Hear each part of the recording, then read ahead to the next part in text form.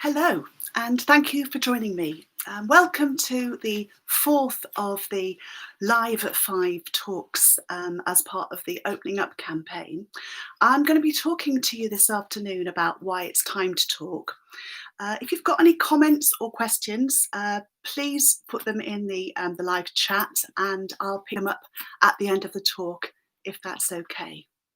So, how are you? Has anybody asked you that recently? Or have you asked somebody? So maybe you're walking down the street and you see someone you know and they're looking a bit down, walking a bit slowly, and you go up and you say hello and they immediately look up and smile and say, "Oh, hello," and you say, "How are you?" "I'm fine." Or maybe you've come back home after a tough day at work, feeling really upset, perhaps feeling quite worried about what you're going to have to go back to tomorrow. And your partner asks if you're okay, and you say, "Yeah, I'm fine, just tired." Do either of these scenarios seem a bit familiar? My guess is quite probably. We've all done it. It's an automatic response, isn't it? It's a little game of social ping pong. Maybe it's a way of shutting down further questions and being able to move on. There are times when it's possibly the best response to give, but I want to talk to you today about why we all need to talk more about our own and each other's mental health. So my name is Sarah. I live in Worcestershire in central England, and yes, that is how you pronounce the source. It's still made just about a mile away from here, actually. I'm a Time to Change champion. I'll explain a bit more about Time to Change as we go along.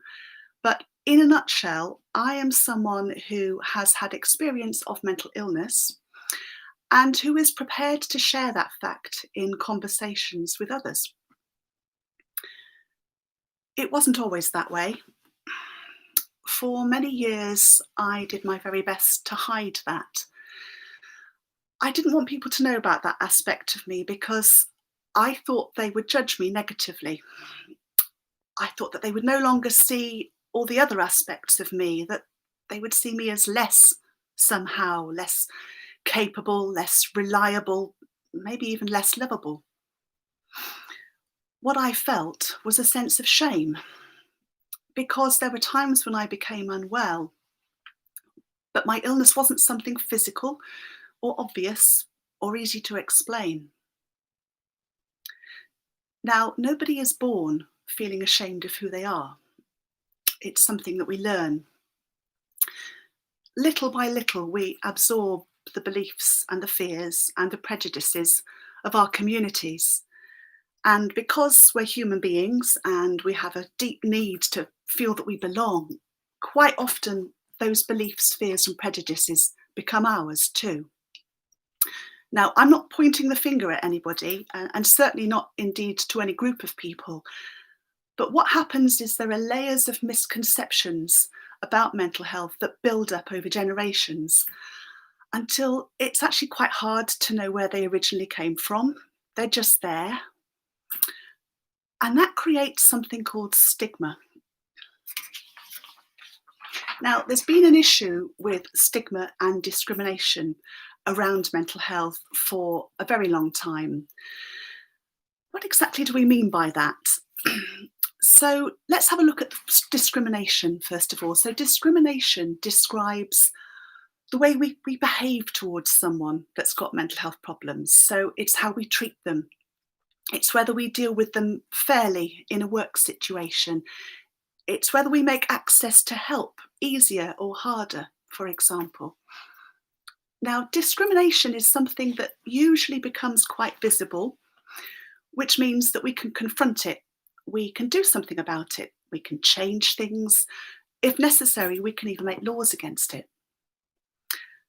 Stigma, on the other hand, is created as a result of our attitudes and beliefs. It's about what we think and feel. And stigma actually feeds discrimination. It's what lies behind the things we do. Changing that can be more of a challenge because it's much harder to get at. And that creates problems for those of us who experience mental health problems. So one example of stigma that's still powerful is the belief that people with mental health problems are more likely to be violent or dangerous. And that's fed regularly by reports in the media, which sensationalise the rare times that that happens because, well, it sells news. It doesn't really reflect the reality that people with mental health problems are actually much more likely to be the victims of violence. And that those who do commit violence are a tiny minority compared to the offences committed by people who are under the influence of drugs and alcohol, for example, or in a domestic violence situation, or are committing a hate crime. Now, you may be aware of other examples of stigma, perhaps the attitude that people with mental health problems are weak or lazy, they can't be relied upon, maybe that they're stupid.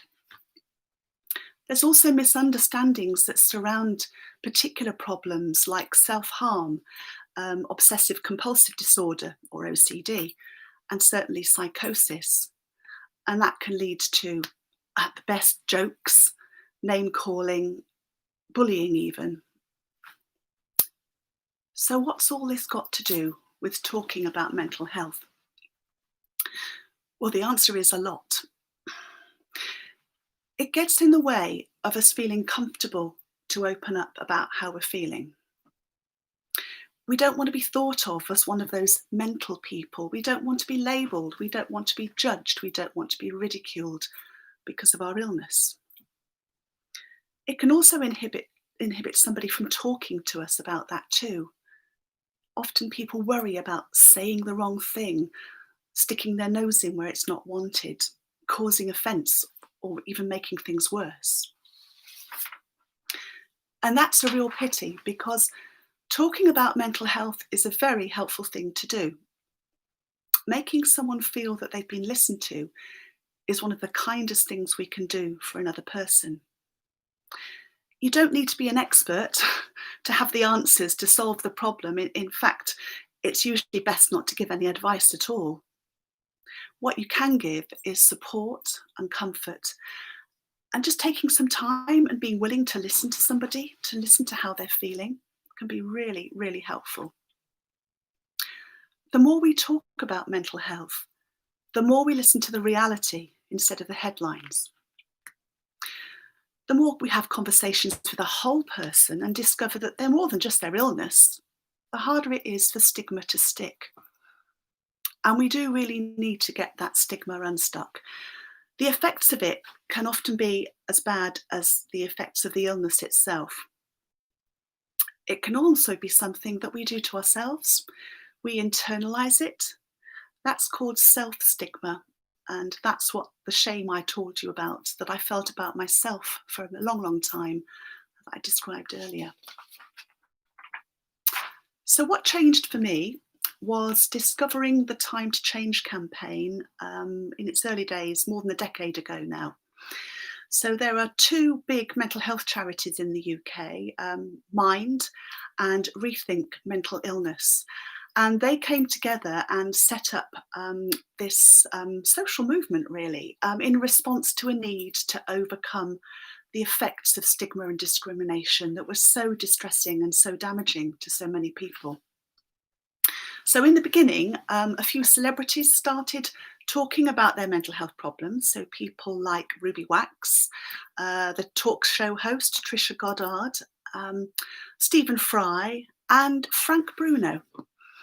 So those of you in the UK will probably remember Frank. He was one of the nation's favourite sports personalities.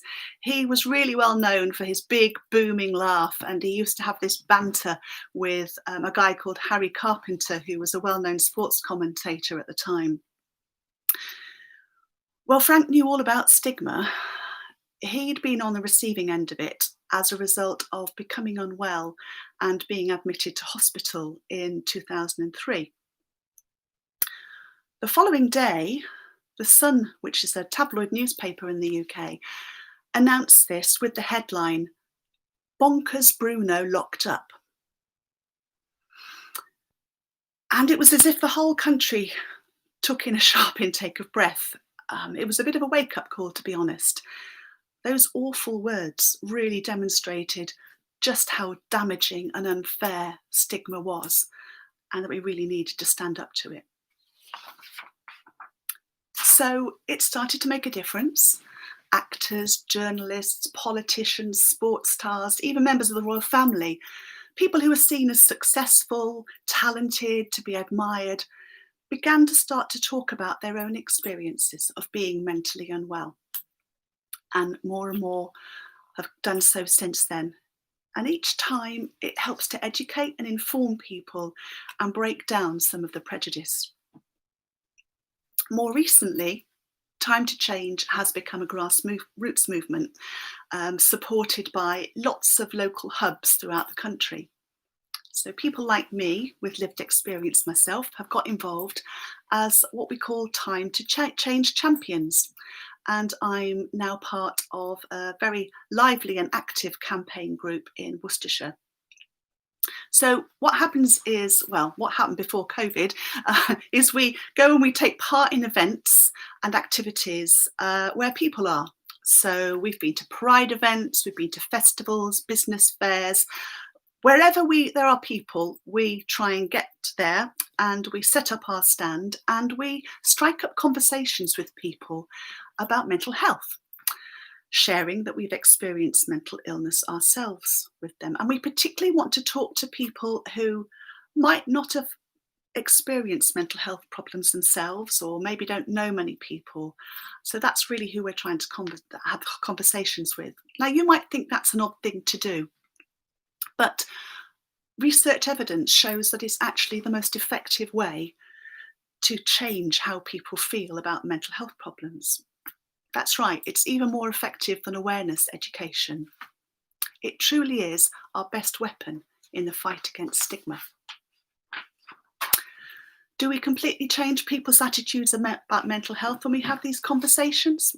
Well, possibly not always straight away, but we definitely plant a seed. And we take a step towards making talking about mental health a more normal, a less scary thing to do. The more of us who do it, the more everyday it becomes. Now, if this sounds a bit daunting, don't worry. There are lots of free resources out there to help you get talking. You can visit the Time to Change website for tips on how to have conversations about mental health, for example. You might even like to hold a Time to Change event yourself. So lots of workplaces and communities run activities on Time to Talk Day, which is the first Thursday in February every year. So you could maybe invite your friends, colleagues, neighbours to come and have friendly, gentle conversations about mental health over maybe a cup of tea, cup of coffee, nice piece of cake, for example. There are lots of free Time to Talk Day posters that you can actually customise for your activity. There are colourful themed resources to help you break the ice and get the conversations going.